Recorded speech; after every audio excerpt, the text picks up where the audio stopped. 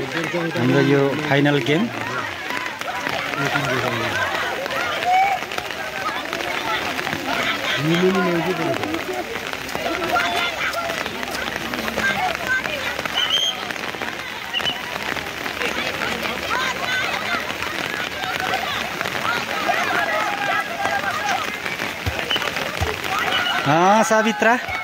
सावित्राले राम्रो बल कमब्याक गरेको छ।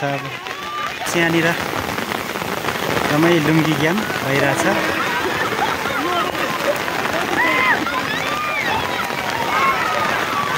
गएको छ बल।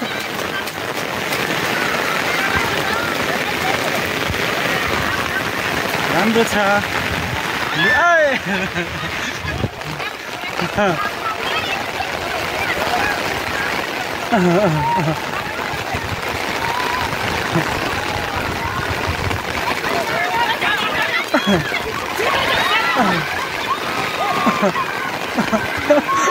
एकदम रमाइलो छ यहाँनिर पानी परिराखेको बेला। आज कालेलुङ 4 मेमेङको 1 गोल, कालेलुङ 3 हिमचुली युवा क्लबका खेलाडीहरूको 2 गोल रहेको छ। यतिखेर मनुले जम्मा अहिलेसम्म 2 गोल, एक्लैले 2 गोल गर्नुभएको छ।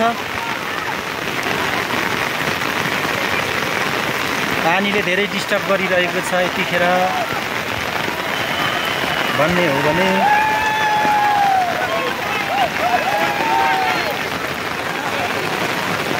गेम सकेको छ।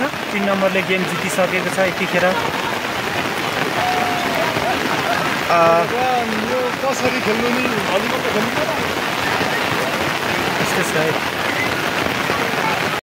कालेलुङ 4 मेमेङको 1 गोल, कालेलुङ 3 हिमचुली युवा क्लबका खेलाडीहरूको 2 गोल रहेको छ। यतिखेर मनुले जम्मा अहिलेसम्म 2 गोल, एक्लैले 2 गोल गर्नुभएको छ।